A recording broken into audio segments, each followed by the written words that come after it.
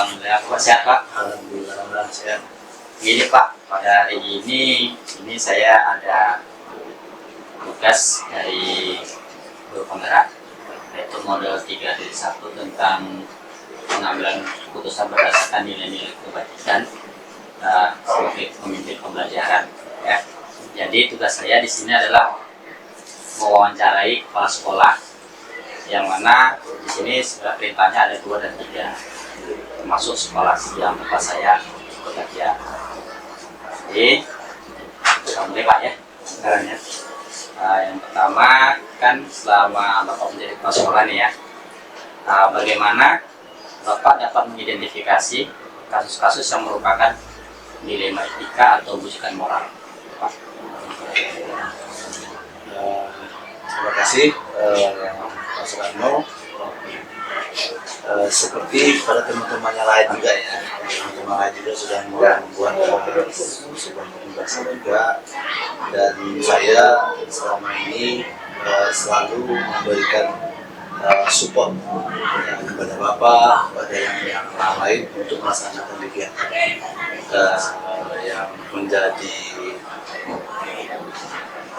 yang menjadi kebijakan nantinya bagi kita semua.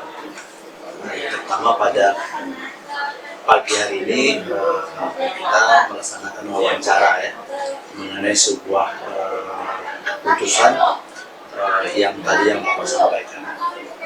Perlu saya sampaikan kepada Pak Soekarno bahwa di SMA Negeri Ramah Hilir ini setiap keputusan yang kita ambil itu ada jenjangnya. Dan jenjang itu nanti akan bermuara pada keputusan yang diambil oleh kepala sekolah. Yang pertama, keputusan itu tidak kita ambil langsung oleh kepala sekolah. Tentu yang paling utama itu adalah Bapak Ibu guru di lapangan. Jadi agar keputusan nanti yang kita ambil itu tidak merugikan salah satu pihak, siswa, guru, atau orang tua. Jadi setiap permasalahan yang ada kita kembalikan kepada tupoksi kita masing-masing. Seperti kalau seandainya ada pelanggaran yang dilakukan oleh siswa, kita minta dulu gurunya turun, kemudian setelah itu naik ke wali kelas, diskusi ke guru BK, kemudian kembali ke ibu wakil kesiswaan, dan nanti pasti akan bermuara kepada kepala sekolah. Nanti semata apapun keputusan bahwa ini dilema etika, ini maupun moral langsung kepada sekolah, tidak.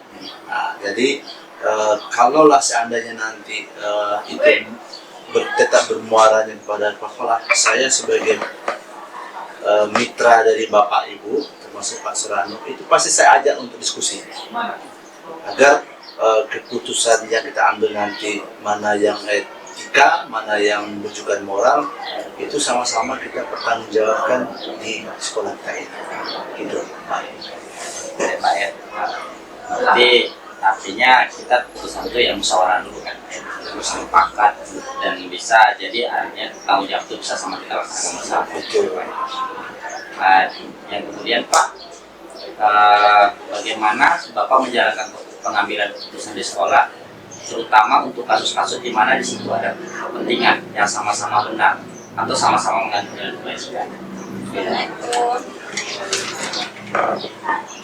Yang seperti yang saya sampaikan tadi, Pak Soekarno, keputusan harus diambil, tentu harus berdampak. Apakah itu nanti membuat seseorang itu menerima keputusan yang kita ambil? Tidak. Yang paling penting itu kita selalu mengidentifikasi lah dulu. Ini siswakah atau gurukah atau siapa yang warga sekolah ini yang perlu kita ambil sebuah keputusan terhadap permasalahan yang ada. Kita coba identifikasi dulu, kemudian yang berikutnya tingkat kesalahannya bagaimana. Dan saya sebagai kepala sekolah ketika melihat permasalahan itu ada dan harusnya ambil kebijakan, itu saya juga harus pelajari dulu, Pak Rano. Mana tahu nanti ini nggak benar terjadi. Nah, rupanya hanya informasi yang kita terima itu tidak sefatal yang terjadi. Jadi kita harus klasifikasi dulu ini permasalahannya di mana, terus muaranya di mana nanti, asalnya di mana nanti. Jadi Pak Suranong selama di sini dan menjadi mitra saya, rasanya Pak Suranong apapun yang kita diskusikan, apa yang pun kita ambil, ya saya rasa Pak Suranong tahu lah. Nanti ya yang jelas pasti ada yang dirugikan, ada yang diuntungkan. Tapi kita tidak melihat itu konteksnya. Yang jelas setiap permasalahan yang ada kita cari solusinya, kemudian nantinya bersama-sama kita evaluasi apakah permasalahan ini bisa memberikan hal yang positif atau hal-hal yang di sebalik itu. Jadi saya melihat permasalahan itu konteksnya bagaimana, kita klasifikasi dulu dan kita remuk bersama. Tadi Bapak sudah sebutkan ya langkah-langkahnya atau prosedur yang sebelumnya Bapak akan sama ini kan terkait keputusan yang mana kita sama-sama rapat misalnya kayak gitu dalam pengambilan keputusan dan dapat hasil keputusan bisa kita baik. Jadi ya dalam hal pengambilan keputusan itu Pak kan yang selama ini Bapak anggap efektif lah ya, dalam pemikiran Bapak itu kan ada istilahnya bahwa pengambilan keputusan ini yang efektif gitu kan. Ada sebuah kebijakan gitu ya, yang apa yang Bapak anggap Bapak beranggapan bahwa keputusan itu diambil secara efektif dalam kasus-kasus dilema etika. Kalau kita contohkan kasus-kasus dilema etika itu seperti contohnya Pak, mungkin kita kayak kemarin kita bahas kasus kenaikan kelas ya, ini anak ini nggak dinaikkan dilema gitu kan ya, kalau dinaikkan juga menjadi dilema, ada satu perbandingan seperti itu. Jadi waktu kita mengambil keputusan kemarin kan udah kita putuskan gitu kan, dan termasuklah di dalamnya saya dan guru-guru lain dan juga Bapak.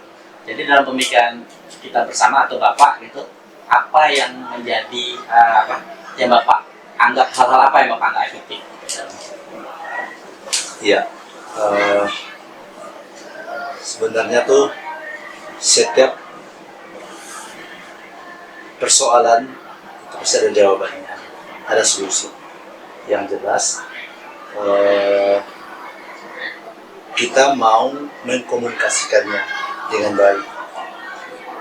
Seperti tadi contohnya mengenai rapor tadi, kenaikan siswa. Kita tidak boleh menganggap siswa ini bersalah, dan siswa juga harus paham apa kesalahannya. Jadi kita di sekolah ini yang jelas menurut saya yang sangat efektif adalah kita komunikasikan ini dulu, tingkat kesalahannya, kemudian kalau kesalahannya A, nanti siapkan evaluasinya. Jadi setiap kesalahan-kesalahan itu tahap-tahapannya sudah ada. Kalaulah seandainya tahapan itu sangat fatal dan membutuhkan energi kita, ya ini harus kita ambil sebuah keputusan. Yang jelas jangan ada merugikan siswa tadi. Siswa itu harus kita bantu loh Pak Rano. Ya. Kesalahan itu tetap pada kitanya. Kenapa tidak dilakukan sebuah proses? Nah, gitu. Jadi ketika siswa itu melakukan kesalahan, dia lakukan sebuah proses. Jadi tahapan-tahapan sudah kita siapkan, dan ibu kesiswaan dengan ibu kurikulum itu sudah kita sampaikan. Jangan sampai nanti di akhir dari musyawarah kita ini tidak ada prosesnya awalnya. Jadi kalau seandainya awalnya sudah berproses, saya rasa tidak akan muncul lagi masalah di sidang itu. Jadi permasalahan yang ada tentu kita cari solusinya. Memang seperti yang saya sampaikan tadi, ada plus minusnya Pak Sudarmo. Ada satu saat kita yang dirugikan, ada satu saat siswa yang dirugikan. Tapi semuanya nanti kita ambil dengan kebijakan bersama. Nah, jangan sampai nanti keputusan itu diambil secara satu pihak oleh kepala sekolah. Nanti guru-guru memandang saya bagaimana. Dan selama ini di SMA kita, saya rasa tidak ada keputusan dari guru itu yang disampaikan maupun oleh kesiswaan. Saya tidak pernah tahu, itu tidak pernah. Nah, apalagi rapat di forum kelulusan, namanya kenaikan, itu sebenarnya tidak ada lagi hal-hal seperti itu, ya kan? Dari awal sudah kita cut.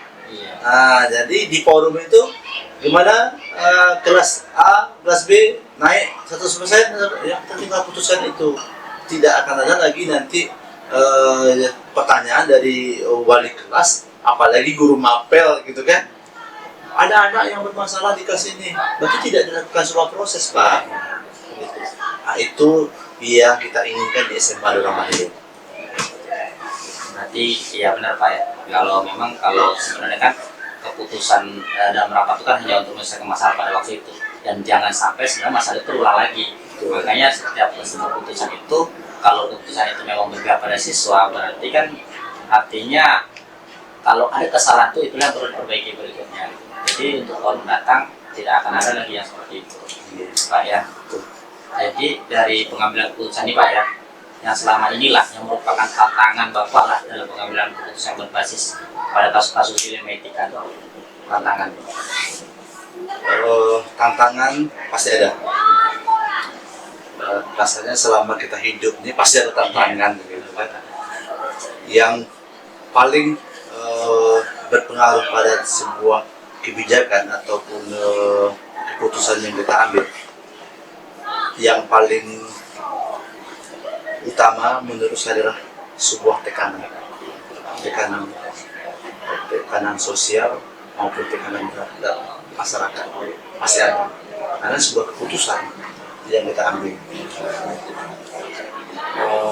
Yang kedua, ada kepentingan di situ, kepentingan, baik itu kepentingan sekolah ini secara umum maupun kepentingan salah satu personal individu. Itu termasuk tantangan. Ketika kita ambil ini, wah ini nanti akan berefek pada keluarga si Anu, gitu kan. Namanya tugas Anu ini, kalau si Ani ada yang mohon izin, mohon maaf, ada pejabatnya, ada kepentingan di situ, ada kepentingan, ada pressure, tekanan bagi kita. Jadi menurut saya ada perubahan, ada tekanan kepentingan. Tentu yang kedua, setelah kita ambil kebijakan ini, pasti ada perubahan. Kalau ada perubahan bagi individu tadi, dia bisa saja marah sama kita, tapi ada juga yang merasa kalau seandainya perubahan ini kita ambil, dia merasa senang.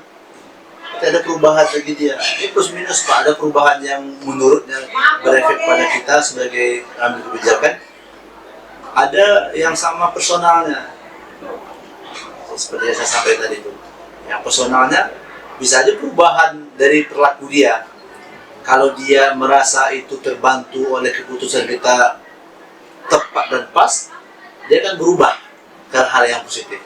Kalau tidak, akhirnya siap saja Pak. Jadi tekanan tadi yang Anda sampaikan, apa sih tekanan, pressure, ada perubahan dari orang yang tadi, kemudian ada kepentingan sosial.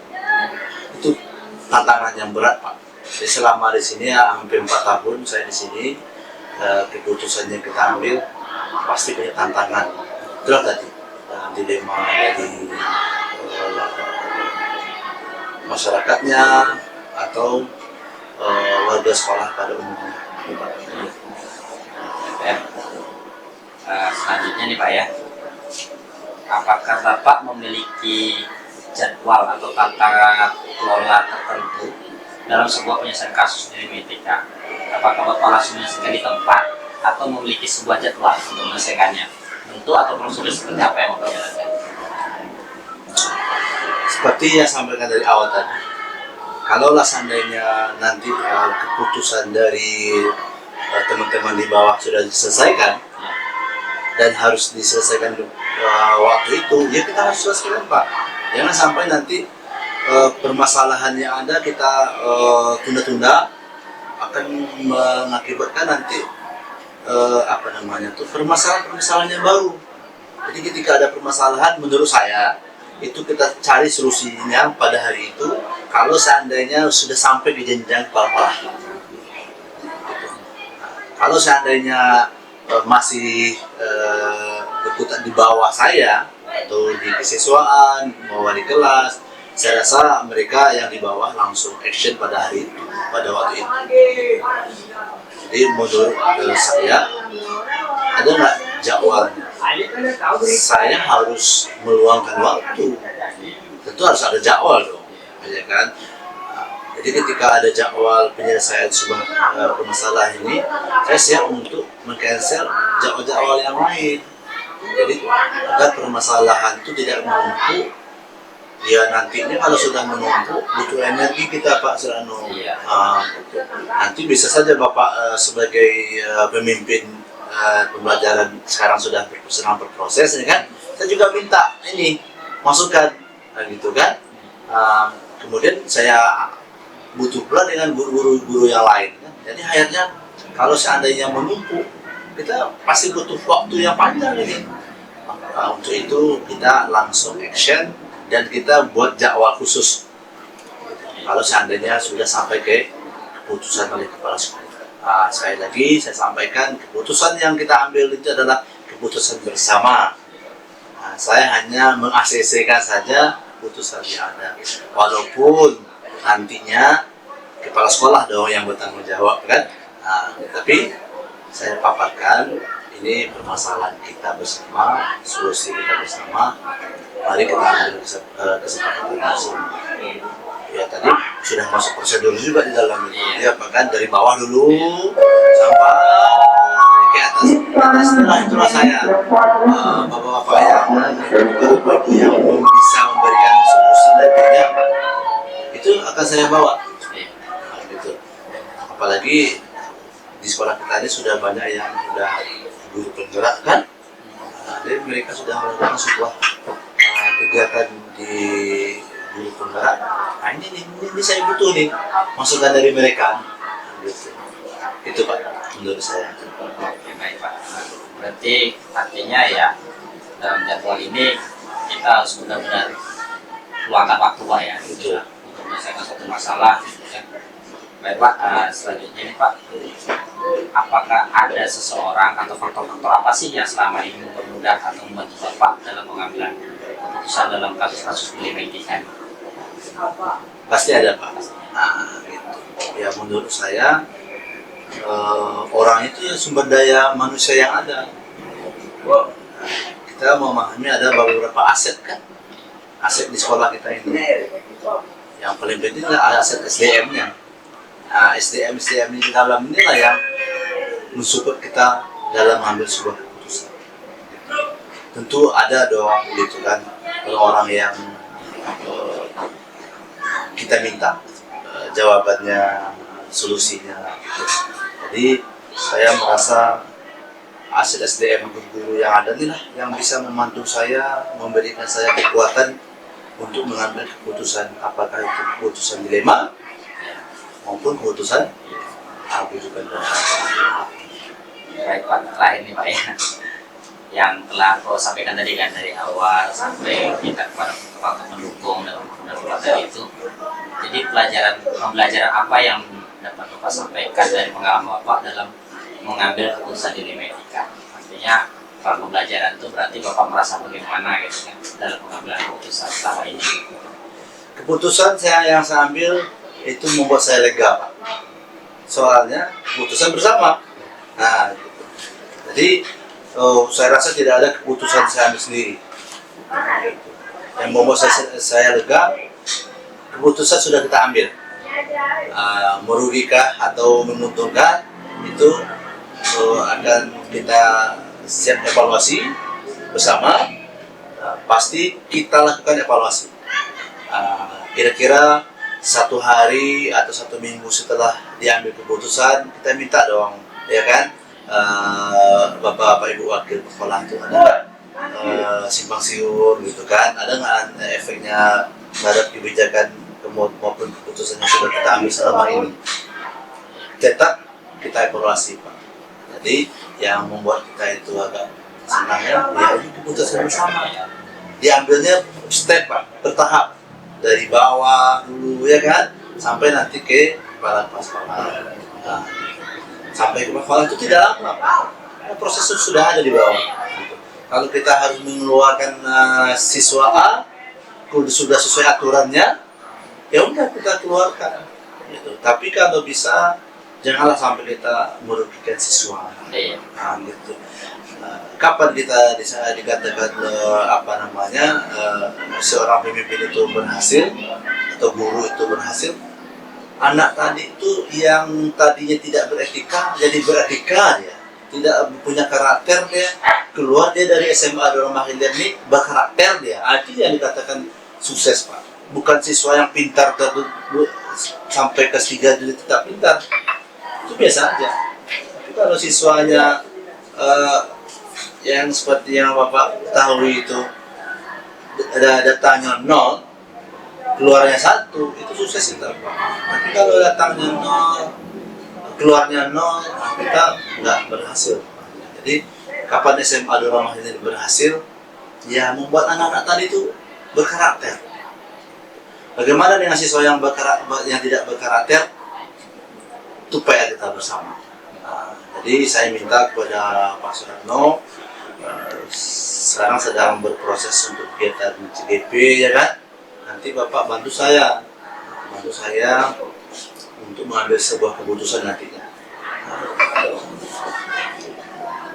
Baik, Pak, terima kasih atas kesempatan yang diberikan pada saya pada saat ini untuk mewawancari Bapak tentang pengambilan keputusan ini, dan semoga ya sebagai pembelajaran saya juga, Pak. Nantinya saya juga belajar juga untuk bagaimana sih cara-cara pengambilan keputusan yang baik. Maka dari wawancara kita ini bisa mengambil hikmah. Baik, Pak, sekali lagi terima kasih saya ucapkan kepada Bapak. Saya akhiri. Assalamualaikum warahmatullahi wabarakatuh. Jadi Pak Suratno, SMA ini SMA kita bersama. Saya adalah mitra Bapak di sini. Saya selalu mensupport kegiatan Bapak-bapak, Ibu-ibu yang ada di sekolah kita ini. Kalau seandainya dibutuhkan sebuah jawaban, sebuah keputusan oleh kepala sekolah, masuklah ke ruangan pengelola, nanti kita bercerita. Mudah-mudahan kegiatan CGP Bapak jalan dengan lancar. Kemudian nanti saya minta sampaikan nanti hasilnya. Gitu. Dan kalau seandainya nanti wawancara kita ini nanti ada perlu evaluasi untuk teman-teman kita berikutnya, sampaikan saja, Pak, di ruangan ini nantinya. Terima kasih ya, Pak, ya. Assalamualaikum warahmatullahi wabarakatuh.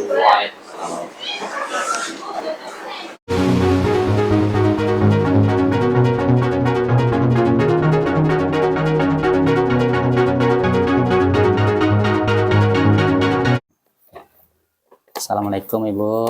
Waalaikumsalam warahmatullahi wabarakatuh. Apa kabar, Ibu? Alhamdulillah sehat. Sebelumnya ini maaf, Bu, ya, mengganggu waktunya karena kesibukan Ibu. Saya datang, ya kan, untuk melakukan wawancara, yang mana ini sebagai tugas dari guru penggerak, Bu, yaitu saya melakukan wawancara tentang pengambilan keputusan berbasis kebijakan, nilai-nilai kebijakan, Bu, ya, sebagai seorang pemimpin. Nah, jadi ada beberapa pertanyaan nih Bu Yuk, silakan. yang akan saya tanyakan kepada Ibu. Mm-mm. Yang pertama ini Bu ya, kan selama ini Ibu udah berapa lama menjadi kepala sekolah gitu ya. Tentu sudah banyak masalah-masalah yang setelah diselesaikan sama Ibu kan. Jadi bagaimana Ibu dapat mengidentifikasi kasus-kasus yang merupakan dilema etika atau bujukan moral itu? Kita berusaha sebagai pemimpin itu di sekolah, kita rangkul mereka, kita anggap diri mereka, kita sendiri itu bukan pemimpin, tapi anggap saudara. Ada masalah kita pecahkan bersama, kita cari solusinya sambil memberi contoh-contoh, terutama kita sebagai kepala sekolah, contoh itulah yang perlu.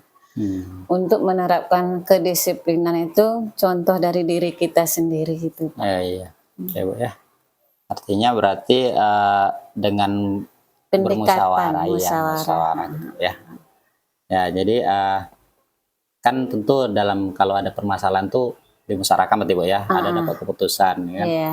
Jadi keputusan itu kan sebenarnya walaupun dalam istilahnya itu kesepakatan bersama, tapi kan ada kebijakan nih Bu ya. Jadi bagaimana sih Ibu tuh menjalankan pengambilan keputusan, cara pengambilan keputusan tadi di sekolah Ibu, terutama untuk kasus-kasus di mana ada dua kepentingan yang sama-sama benar dan sama-sama mengandung nilai kebajikan.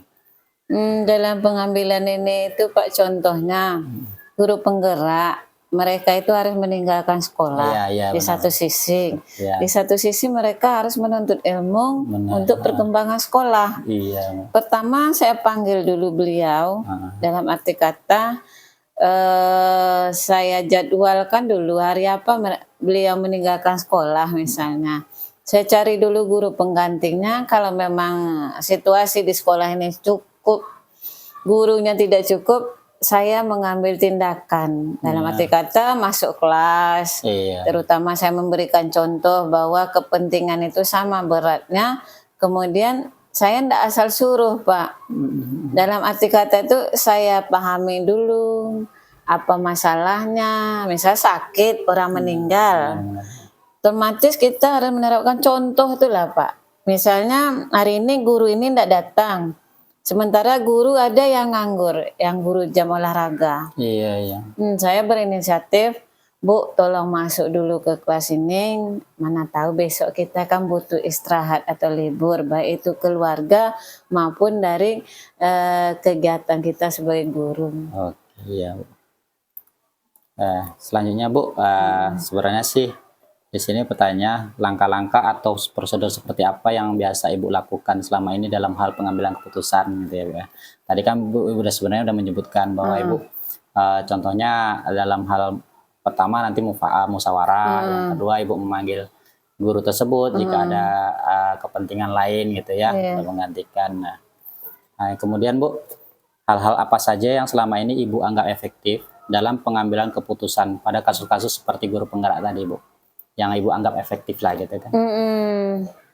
Kita terlebih dahulu sekali sebulan tuh harus mengadakan revisi Pak. Evaluasi Bu ya. Evaluasi. Contoh guru ini kok sering berlambat, guru ini sering libur. Kita tidak boleh memutuskan suatu masalah itu tanpa tahu akar permasalahan. Contoh dia guru penggerak, harus kita tanamkan dulu kepada guru yang lain bahwa mereka itu pergi belajar. Kalau masalah pribadi, saya tidak pernah ambil keputusan langsung Pak. Saya amati dulu. Setelah dia mati, saya diskusi. Kenapa terlambat? Kenapa tidak datang, supaya jangan sampai salah langkah. Setelah itu permasalahan misalnya saya diskusi sama wakil kepala tidak juga selesai, saya panggil, saya bawa ke forum. Baik Bu, ini Bu lanjut hal-hal apa saja yang selama ini merupakan tantangan Ibu dalam pengambilan keputusan pada kasus-kasus dilema etika ini? Kita tidak bisa adil. Dalam arti kata, adil itu mudah untuk diucap tapi sulit untuk dilaksanakan. Di mana di antara guru-guru yang 20 orang ini ada merasa tidak terlayani. Iya. Tapi prinsip saya berusaha membuat contoh yang baik, berusaha mendisiplinkan. Kalau dari 20 cuman 3 yang saya tidak berhasil, berarti saya sudah berhasil. Iya. Saja kuncinya, Pak. Baik Bu. Selanjutnya Bu ya, apakah Ibu memiliki sebuah tata kala atau jadwal tertentu dalam sebuah penyelesaian kasus dilema etika? Atau apakah Ibu langsung menyelesaikan di tempat atau memilih membuat sebuah jadwal untuk menyelesaikannya? Bentuk prosedur seperti apa yang Ibu jalankan? Ini memang saya kadang ada itu Pak di tempat Iya. sambil bergurau. Nah, itu sering saya lakukan dalam etika berpakaian. Iya. Kalau dia dalam pembelajaran, saya amating. Diamati dulu, karena guru-guru sekarang ini boleh dikatakan tidak seperti angkatan kami yang dulu.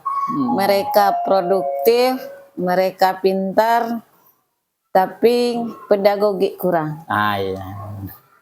Nah, jadi bukan dalam arti etika, bukan, pedagogiknya yang kurang. Iya. Kalau lulusan dari SPG 3 tahun mereka memang dididik untuk ke pedagogi, tata krama. Cuman guru yang seperti itu nih sekarang nih IT-nya kurang. Iya. Jadi ada kelebihan, ada kekurangan. Jadi itulah kita mengkolaborasikan antara guru yang lama dengan guru yang baru. Terus terang Pak, guru yang baru sekarang ini mereka meletup-letup. Dalam arti kata harus seperti ini, harus seperti ini, mereka kurang memahami dampak. Cuman alhamdulillah lah dengan adanya kolaborasi antara guru lama, guru baru, yang pandai IT sama yang kurang pandai IT, bisa berjalan apa yang kita inginkan. Iya. Memang sih kalau saya lihat disinilah yang ibaratnya Bu merasa kekompakan dan kolaborasi itu jalan dengan bagus gitu. Kita berusaha jangan terjadi geng-geng itu. Iya benar Bu. Iya. Oke Bu ya. Selanjutnya nih Bu, apakah ada Bu seseorang atau faktor-faktor yang selama ini mempermudah atau membantu Ibu dalam pengambilan keputusan dalam kasus-kasus ini Bu? Alhamdulillah Pak Retno, kita selalu berkolaborasi. Istilahnya kalau hari itu kita merasa kesal, kita tidak boleh luapkan di hari itu. Kita pendinginan dulu selama 1 minggu dengan diri kita sendiri, konsultasi dengan dianggap guru yang lebih bisa memahami keadaan, biar itu mereka mudah. Saya tidak pilih, tapi bisa memahami keadaan yang terjadi. Saya sering berdiskusi dengan guru-guru agama Pak Retno. Karena kemanapun kita pergi, kalau udah disejukkan dengan kata-kata agama, Bu Waida, Bu Dewi, sekarang udah tambah personel kami Bu Dede, mereka cukup sabar. Apalagi Bu Dede, dia masih muda kan. Cuman kesabaran tingkat tinggi itu ada. Itulah yang perlu tuh, sabar itulah. Ada guru yang sering saya konsultasi, Bu Dewi juga sering. Ya, artinya juga kita ada istilahnya kalau minta saran, ya. Karena kita juga nggak bisa sendirian Bu ya kan. Nggak bisa. Apalagi masalah kan. Masalah yang dihadapi. Iya Bu. Ini terakhir Bu ya. Yang dari semua yang telah Ibu sampaikan tadi kan. Jadi kan dari pengambilan putusan dari awal langkah-langkah Ibu terangkan tadi kan. Jadi pembelajaran apa yang Ibu ambil dari pengalaman Ibu dalam mengambil keputusan pembelajarannya? Pembelajarannya itu sabar Pak Retno. Setiap guru itu punya watak masing-masing, punya keinginan masing-masing, punya mau dilayani yang sama. Sementara kita tidak mampu karena keinginan mereka tidak kita ketahui. Yang prinsip saya, mereka mengajar dengan ikhlas, saya tanamkan supaya belajar menguasai ilmu ikhlas, karena apapun yang kita laksanakan, sabar dan ikhlas itu adalah kunci. Jadikanlah ladang pekerjaan itu, guru itu sebagai ladang amal ibadah, supaya rezeki kita berkah, bisa kita nikmati. Bukan bertambah rezeki karena rezeki kita udah ditentukan, tapi nikmat kesehatan dan kebahagiaan dari hati. Iya. Berarti memang seorang pemimpin itu sebenarnya berat Bu ya. Berat. Karena yang dilaksanakan itu harus dipikirkan. Harus dipikirkan. Contoh Pak Retno, kita hari itu tidak suka nengok guru gitu. Iya. Kita harus pilih, saya ini pemimpin, saya ini oma. Iya. Saya tidak bisa adil kepada semua guru. Itulah kuncinya. Karena dari 2008 Bu ya. sudah jadi kepala sekolah. 2008 sekarang 2024. 2024. Hampir berapa tahun tuh? 2008, 18, 2000 hampir 14. Kemudian 16 tahun. kemajuan sekolah itu ndak dari kepala sekolah.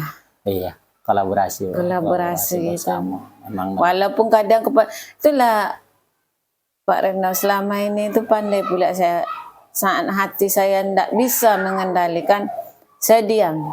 iya. Diam dulu ya. Diam dulu. Dinginkan dulu satu hari, nanti panggil waka, panggil guru, gimana solusinya. Baik. Ini terima kasih banyak Bu ya. Karena dengan wawancara ini saya juga jadi belajar Bu.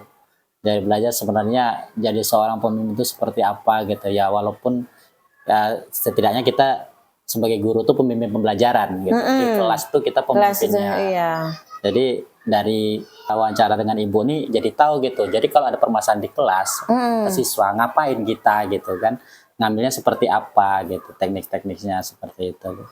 Jadi ini sekali lagi terima kasih banyak Bu atas waktu dan kesempatan yang Ibu berikan kepada saya.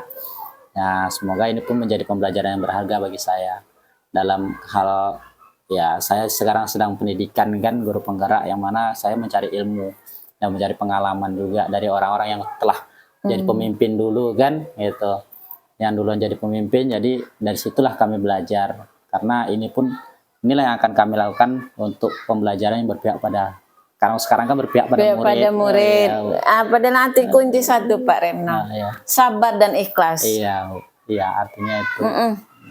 Kalau kalian di kelas sebagai guru, 40 anak itu mau diperhatikan, kemampuan kita terbatas.